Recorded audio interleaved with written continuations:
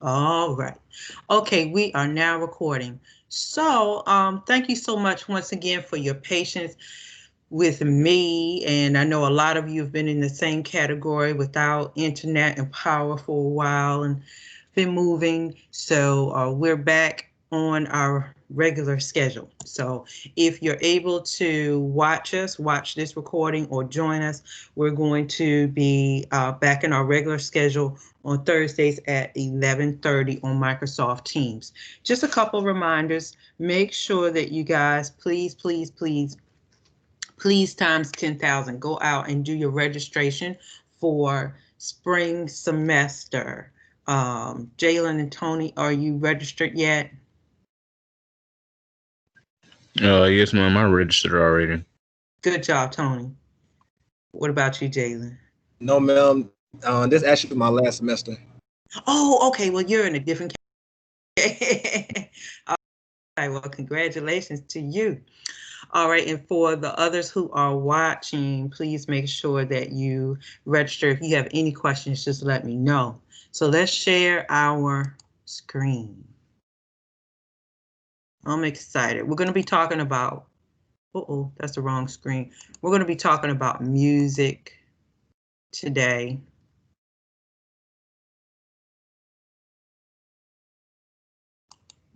And we're in week 5. So in week 5, your discussion question, and I'll be catching up and grading these as well. Your discussion question I thought is going to be real interesting. It's a TED Talk video, so you're going to watch the video. And if you guys have ever heard of Lecrae, I think you're going to really like him, and you're going to watch his video. And so he's going to talk about hip hop and the influence that it's had on culture. And you're going to watch the video. I think you're really going to like it. And then I want you to reflect on the video and your response and respond to another classmate. And so that's this week, the week of November the 2nd. We're already in November. November's going to go by real quick. And then also you have your weekly question for, it's just one, number 5, questioning the media at the end of that chapter, chapter 4. All right. Hey, Latif. Okay, so let me come back to you. And we're going to pull up our lesson. Give me 1 second here.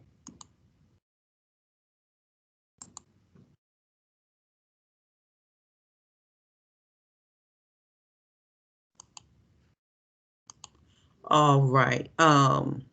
Somebody give me, just open your microphone and just let me know, just say yeah or no if you can see my PowerPoint that says sound recording and popular music. Yeah. Okay, super. All right, so I know we're playing catch up a little bit, and we're going to be playing catch up quite a bit, and I'll announce probably over in the next week or so, probably the next 2 weeks, we'll pick up with our tests. So we need to pick up on a test, which will come from our chapters that we cover and exactly from your PowerPoints in the readings. All right, so chapter 4, we're going to talk about music and how we get our music and everything. The music industry is its own little animal. And remember when we talked in the beginning of this course, when we talk about introduction to mass communication, a lot of students just think like TV. Well, it's not just TV. So we're going to talk about music and how music kind of started its own industry with music industry, radio, recording, and all of that. And so the book starts off real interesting with different artists, but it started talking about a particular pop artist, Taylor Swift. And with Taylor Swift, my chair. With Taylor Swift, it's really interesting how, let me go back up here, Taylor Swift and Adele, they talked about. And despite their lack of affiliation with a major label, Adele and Taylor Swift had this unprecedented power on the music industry. So it's not always being with a big label these days. And it's not just them, oh man, what's his name? Chance the Rapper also is another example where he just took off and he, didn't even wasn't even associated with a label. So things are changing so much and people have more control over their music.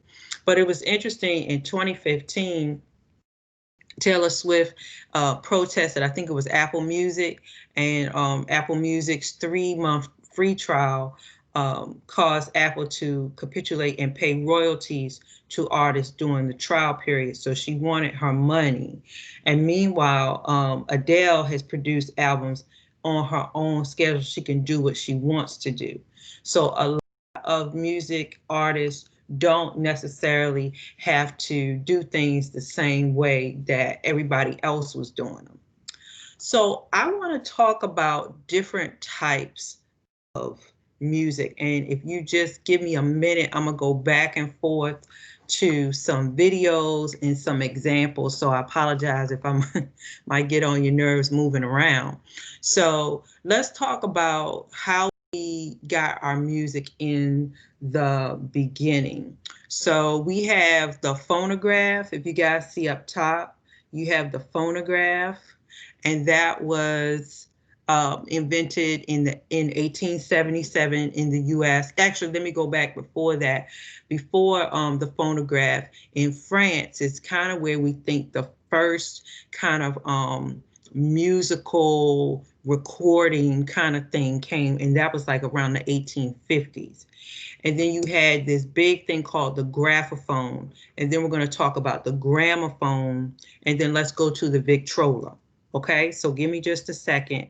So we got gramophone, that was 1887. The Victrola, right? That was 1906. I'm missing one. Oh, the phonograph. This 1877. Did I have gramophone? Oh, and the graphophone. So give me a second. Let's switch screens. And I'm gonna see if I can get the one where we can kind of listen. Coming right back to you. And the graphophone and the gramophone, I want you guys to, I'm coming back to you. I'm gonna pull up these pictures so you can see what they look like. So let's go to the first one. Let's go to the phonograph. And I want you to, I'm gonna just type it in. You can type it in your computer or your,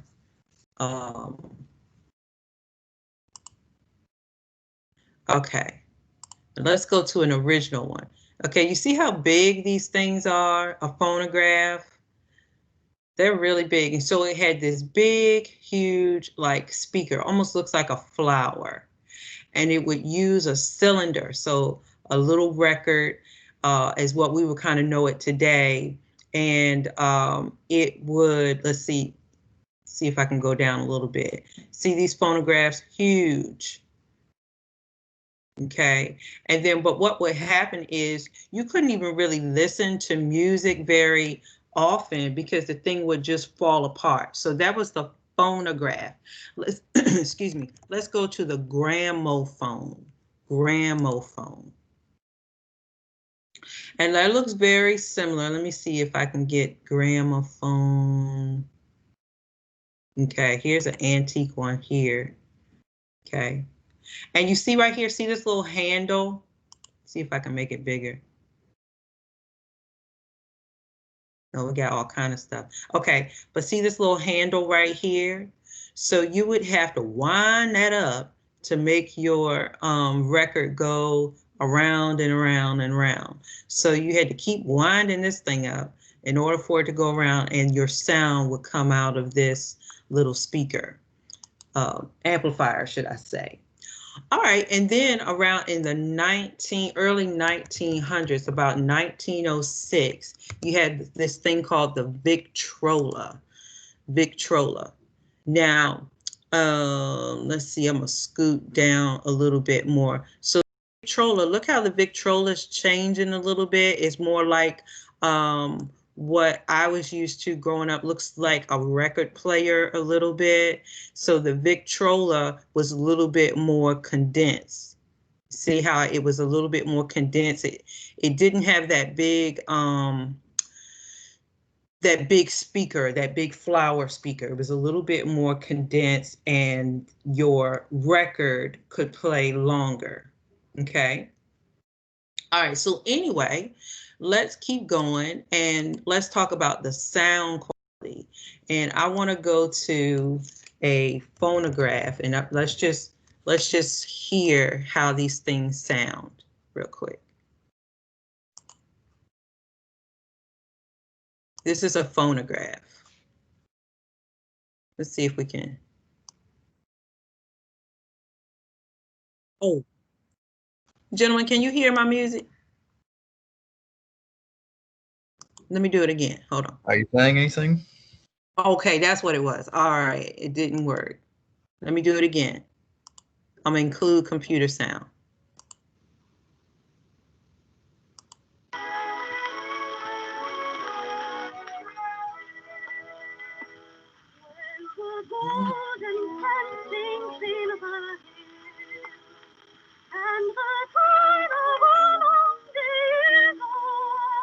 You hear it's real scratchy. Do you hear that scratchiness? Yeah. Yeah, I don't know what she's singing, but but it's very scratchy. It's not clear like what we have today. Let's listen to Victrola music. So remember, this one was a little bit more condensed. When you want to buy this place, but first you have to sell this place, Zillow Offers makes it. Let me go back. This is, yeah, let's go to this one, Victrola music.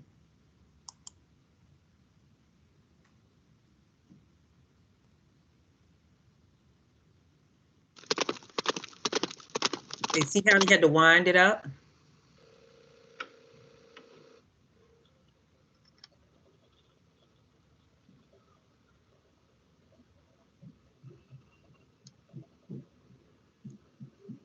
And then there's a needle. See that little needle? It had to go right on the record.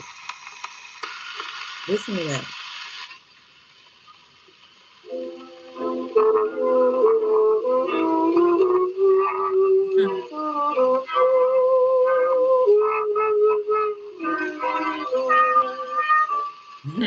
It must have been okay, so the Victrola has a little bit better sound than the phonograph, but still not where we are today, right? Did we go to the gramophone?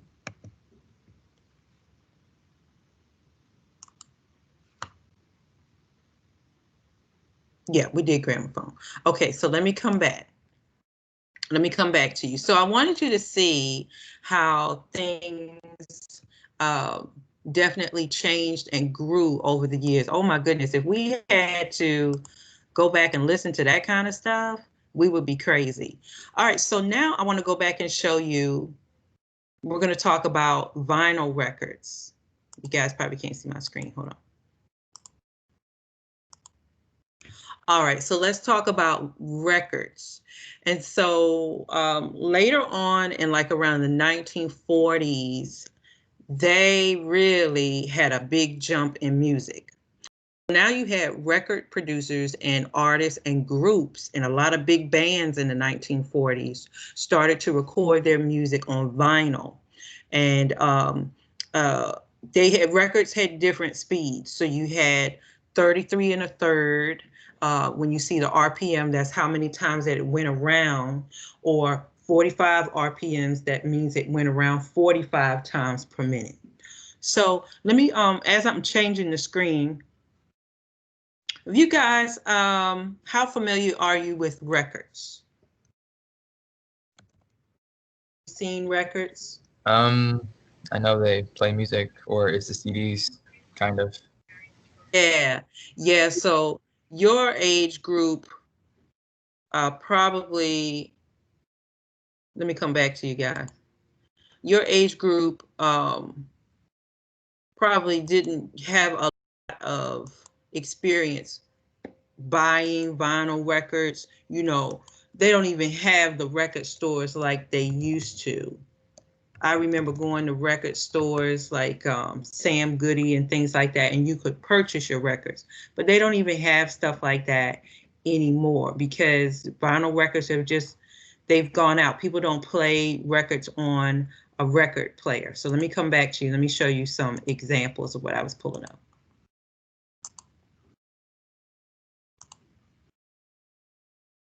And, oh, I'm sorry. I got too many things open. Sorry, y'all.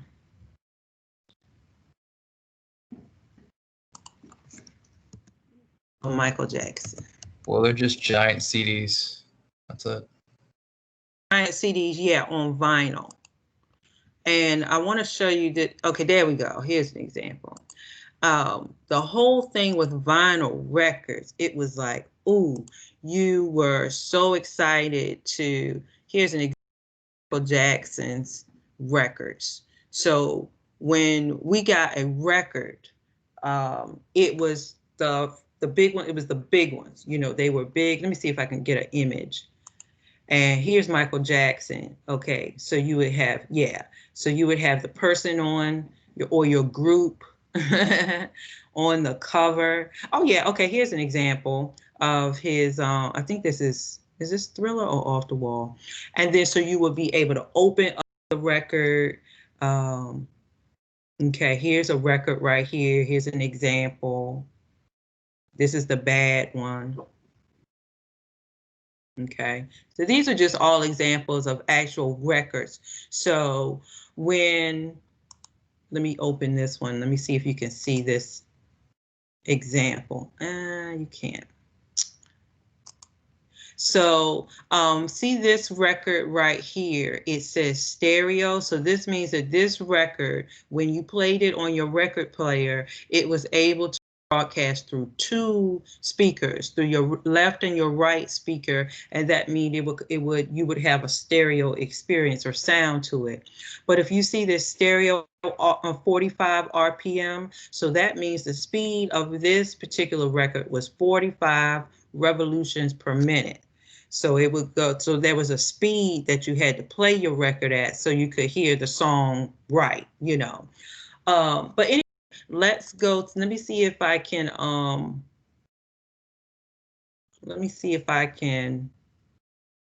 play one for you. Oh,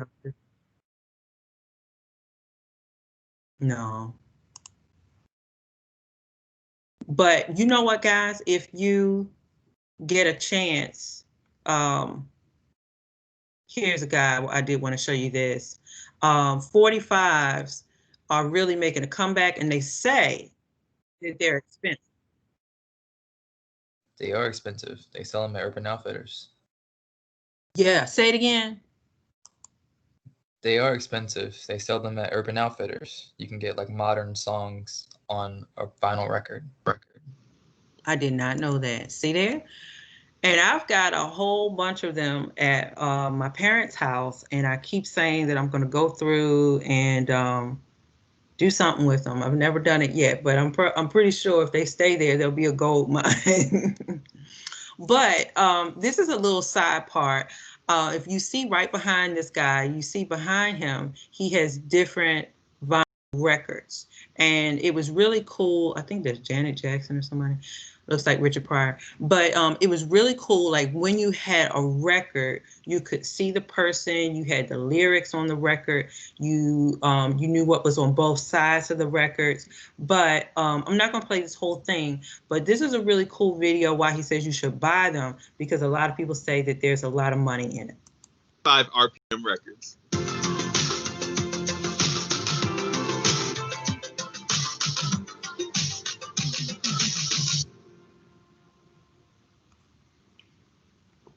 Now, if you're relatively new to the vinyl scene, then you might be wondering what 45s are. Why would somebody in their right mind buy a 7-inch record that only has one song on each side, when they could buy an LP record that's a full album and contains multiple songs on each side?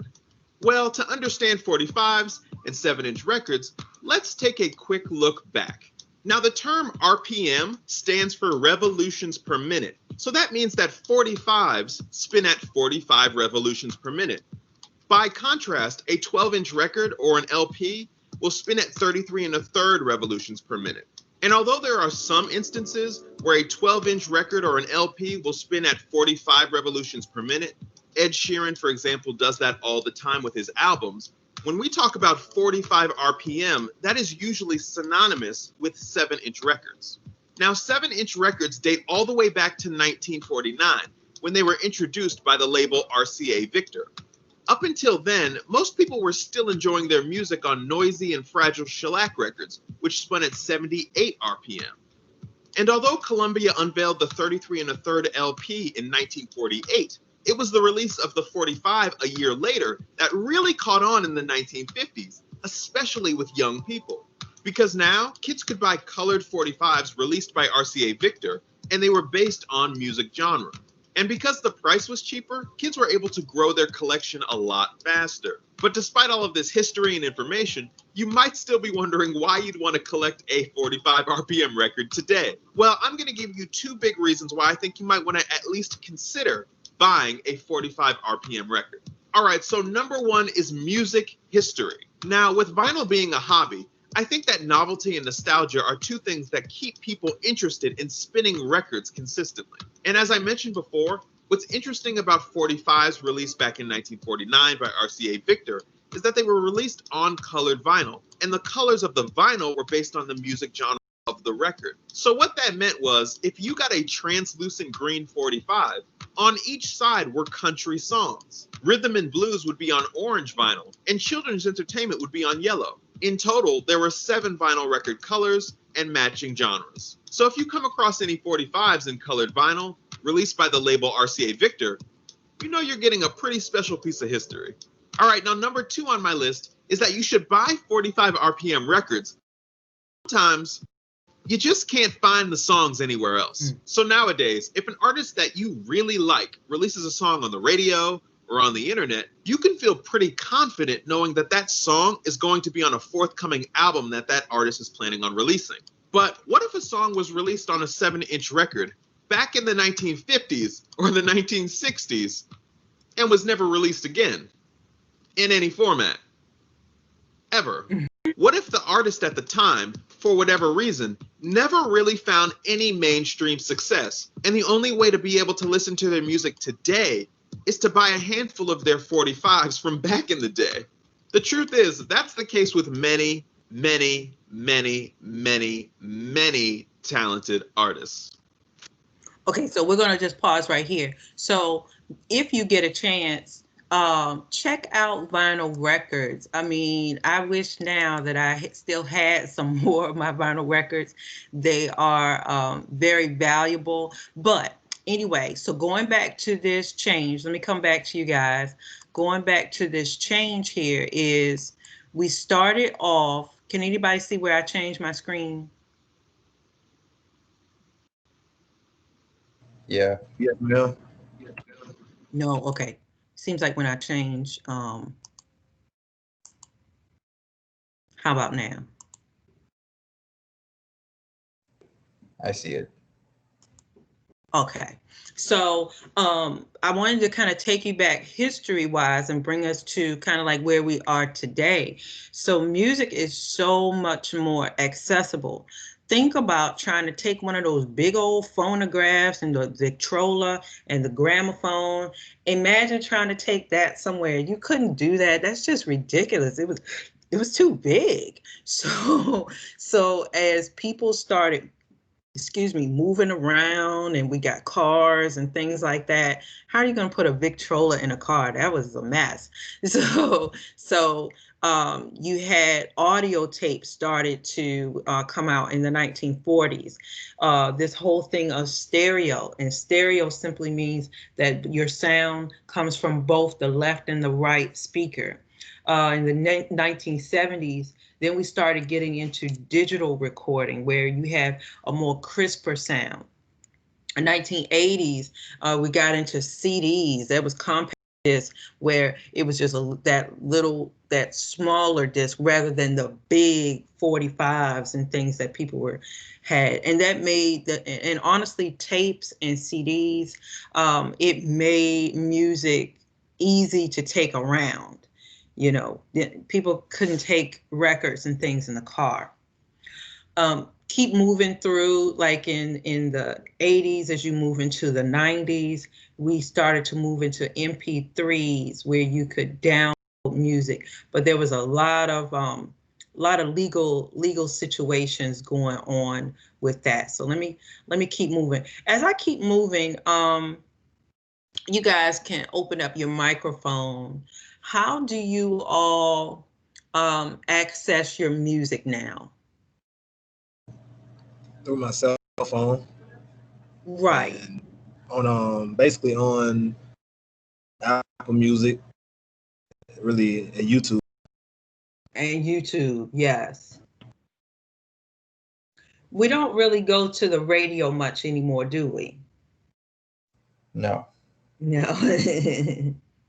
All right, and so what we all listen to is probably some sense of pop music.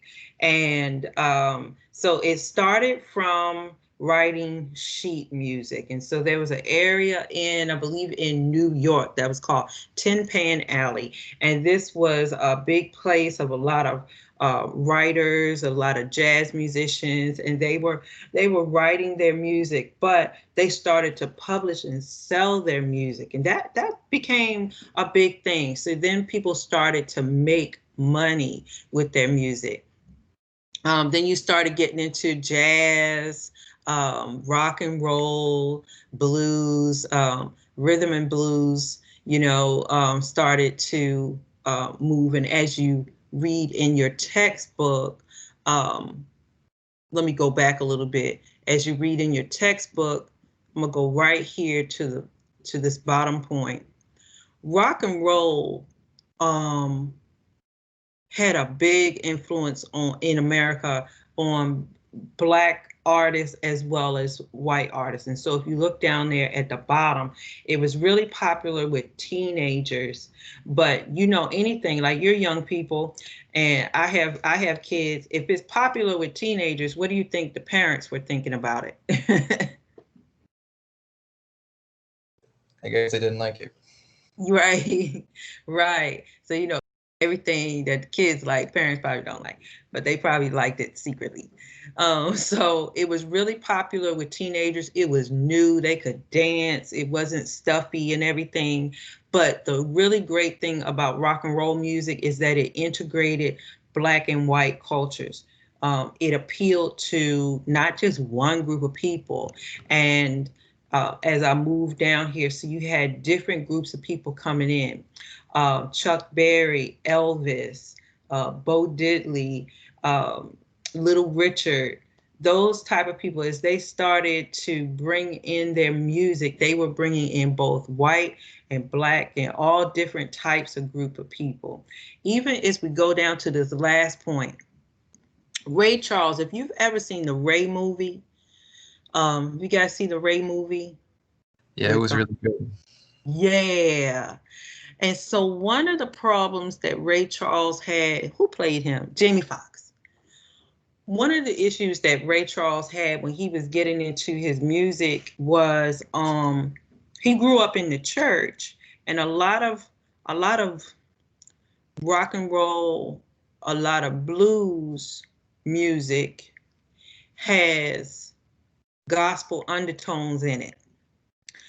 And if you remember one of the scenes from Ray Charles' movie, I think when he was playing in the nightclub or something, and I think the church people or something were saying he was playing devil music and stuff and stuff. So yeah, you remember that? And Yeah. a lot of, I'm sorry, go ahead, y'all go ahead. Yeah, they were saying it was bad or whatever just because it used gospel music. Yes, exactly. And if you listen to let me see if I can get some Ray Charles music up in a minute. If you listen to a lot of blues, country, even rock and roll, it has a lot of essence of gospel music as the undertone, and they may take it and kind of, you know, jazz it up or speed it up a little bit. Let's do that. Hold on one second. Let's let me see if I can pull up a Ray Charles.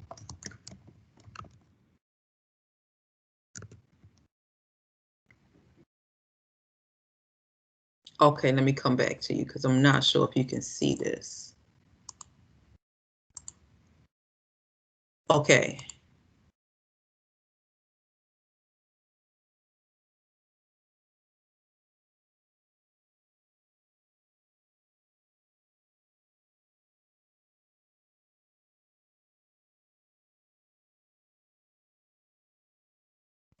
We can't hear it.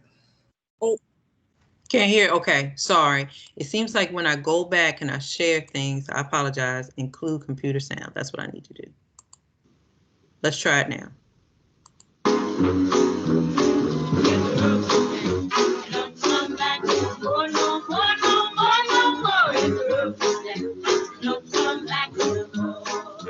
What you say, Lord?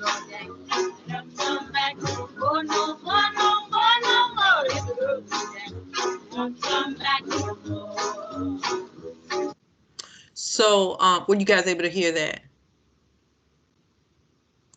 Yeah. Yeah. Ray Charles, thank you. Ray Charles, I'm gonna turn it down a little soft. If you listen to the beat, you know, I'm not a musician, but the same beat that has is found in a lot of gospel music. No.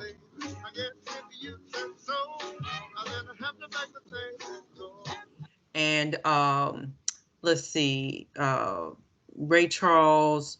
Let me see if I can find some blues music. Blues music was another one that had a. Oh, B.B. King is another one that had a lot of people, you know, really got on him. But blues music is another one that has gospel rhythms in it.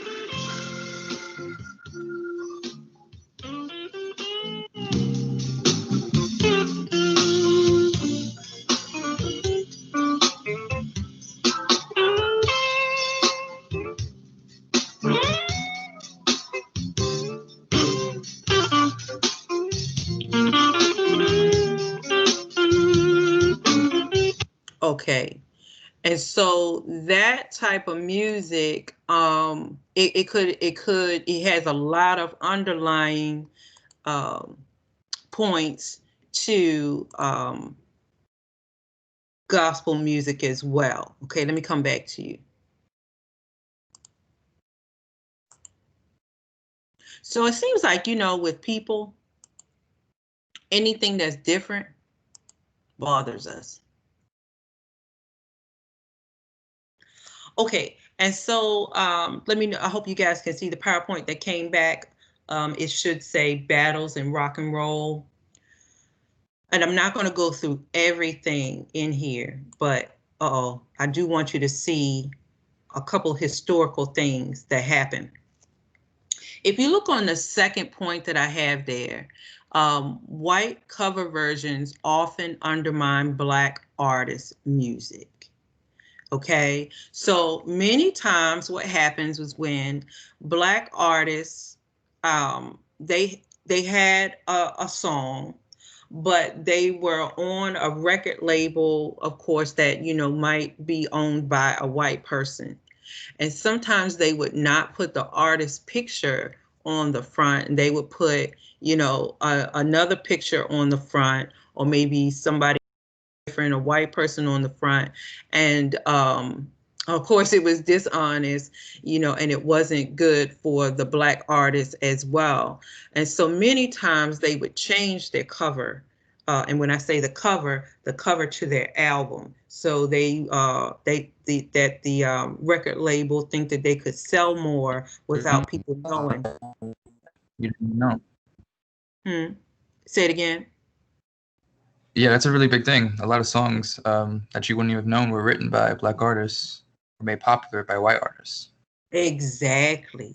Exactly. It was wild. And a lot of them didn't get paid. So you had Elvis took some things, especially from Chuck Berry. A lot of Chuck them didn't Berry, get yeah. paid. Mm-hmm. Yeah. Okay.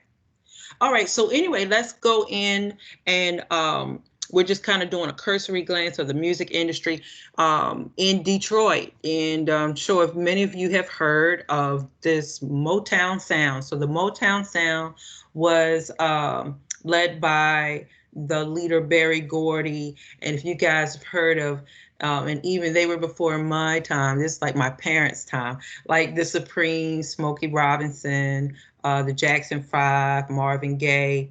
This was a big group that emerged, a big label, should I say, that emerged out of Detroit. Finally, America had a Black-owned label, and the music that they produced wasn't just for Black people, but it really emerged a new type of sound that was called R&B. And so you had music that, appealed to Black people, white people, everybody. Okay. All right. And then moving like in towards the 60s and 70s, and I'm going to show you a couple examples. 60s and 70s, you had this psychedelic music. You had guitarist Jimi Hendrix, groups called The Doors and the Grateful Dead. And so their music, unfortunately, was influenced by drugs. And many times they were high, when they recorded the music, when they wrote the music. A lot of psychedelic music is about being in this out of body experience. And I'm gonna give you guys an example in just a second. There's a documentary on Jimi Hendrix I was watching a couple of weeks ago. If you get a chance, he's a very interesting guitarist.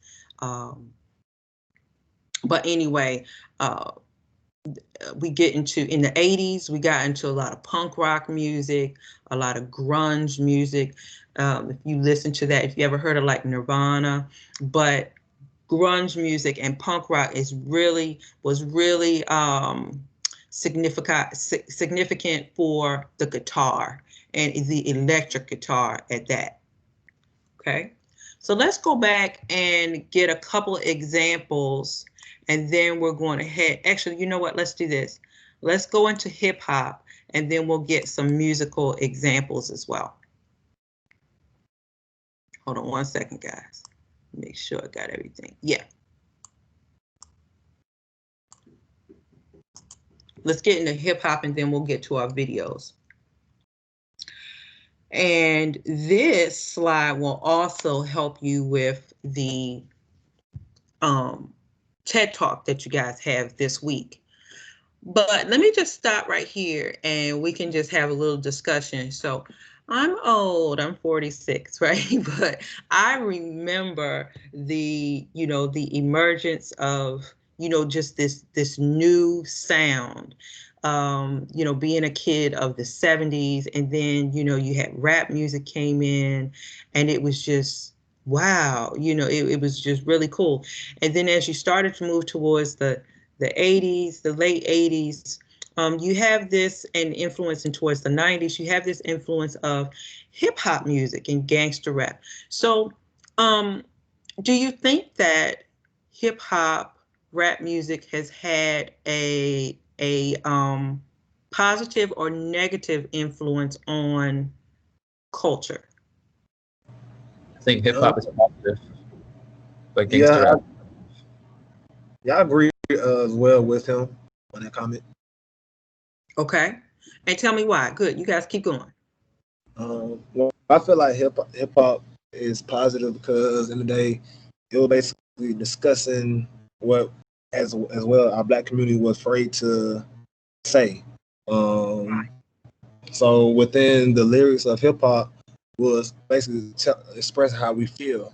Well, basically they were expressing how we feel as a whole, but they didn't care. So they didn't like think about it. Not Run DMC, but NWA.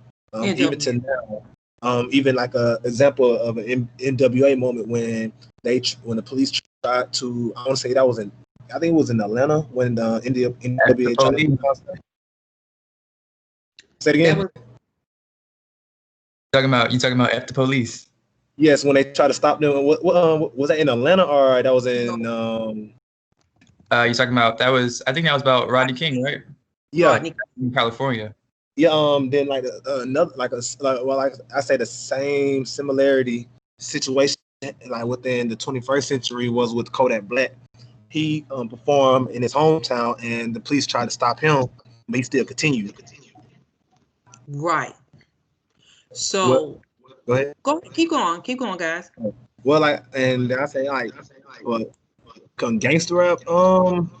I feel like yes, they do send the wrong message from time to time within the lyrics, but as well sometimes within them lyrics, they do have some positivity that people won't understand, but only people that will understand is people from their area, from their hometown. Right. Yeah, it gets positive in some places, but like a lot of gangster rap has contributed to negative stuff. So yeah. And with hip hop, okay. So we have two conversations here: hip hop and the gangster rap. And let me go back to hip hop as well. It has had an influence on how we as a culture, and I'm not just saying, Black people, whatever. I'm just talking about culture in general. It has an influence on how we talk. Think about some of the words that we have included in our everyday talk, right? Because of lyrics that we've heard from a song. It influences how we dress. I remember when I'm getting ready to show you this from Public Enemy as we talked about rap. But groups like NWA, Public Enemy, there's another one on Run DMC, there's another one on the tip of my tongue. Talked about issues that that were real prevalent in the Black community. Okay, so anyway, I'm gonna go right here. Public Enemy was one of them. Y'all remember Flavor Flav? And at the time, everybody had clocks, everybody had these hats, everybody had the denim jackets because they wanted to be like them. And so I hope you guys can hear this. Let me just play just a couple of seconds.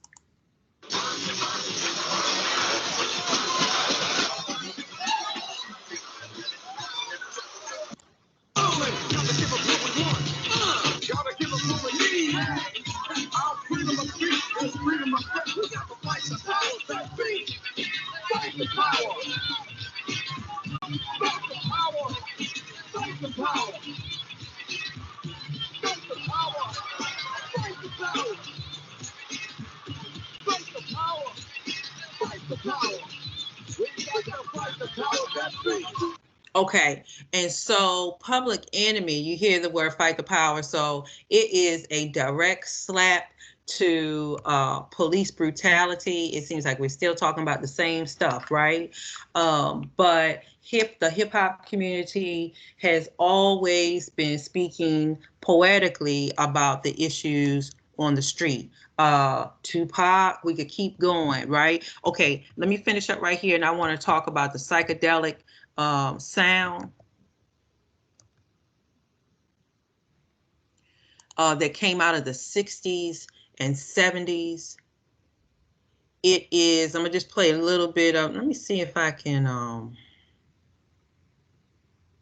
get a group. But it was, remember, they were, Jimi Hendrix. Let me see if, let's see if I can get some.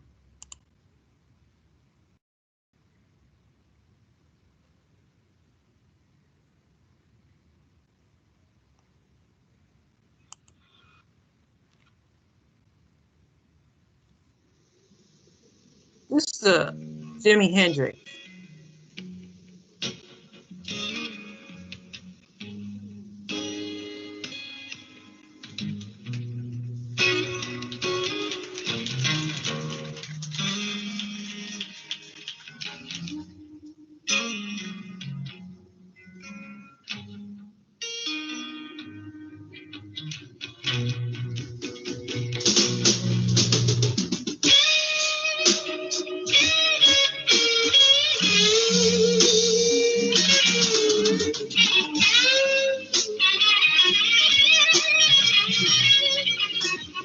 Okay, and so you get a taste of it. Psychedelic music is a loud guitar, electric guitar, real stringy.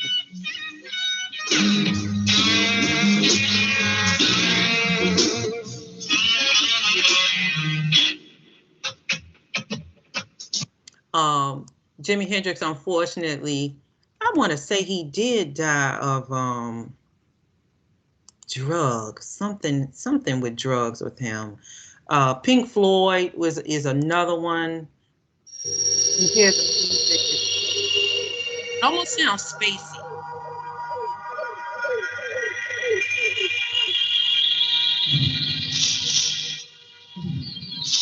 You know, it almost sounds kind of spacey to it, but that is just to give you an example of psychedelic sound.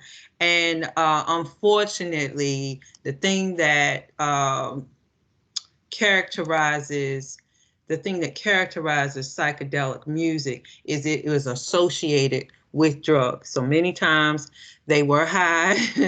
You think of the 60s and the 70s, they had a big influx of experimenting with marijuana for the first time. Heroin was really big. Opium was really big during that time, and they were using it to explore, right? And a lot of the artists would say that when they would write music or when they would play their instruments, when they were high, it just was a whole different experience and they didn't want to come down from it. So that's why it was called psychedelic music, because they were just like in another planet. Okay. All right, let's just pause right here. Any questions? All right. No, ma'am. Thanks, Jalen. All right, so this chapter, you go back and read and review, and you could go back over the PowerPoint. But the whole point to this chapter shows us from history to now to 2020, we do not listen to music the same way. We don't listen to music strictly in the house. We carry our music everywhere we go. It's on our computers, mainly now our phones, our tablets, it's in our cars, but we don't even really listen to a radio like that anymore. We have satellite, or we have, we can record our music and have it in our cars, all different types of ways. So the music industry has changed the way that culture has changed. And it would be really interesting to see where we're going to be in another 10 years. Okay. All right. Well, thank you, Lateef and Jalen, and those who are watching this recording. Have this posted soon, and I hope that you guys will make sure that you go to this week and check out that TED Talk by Lecrae and your weekly questions. And I hope that you guys are staying safe. Make sure that you register. Yes, ma'am. You too.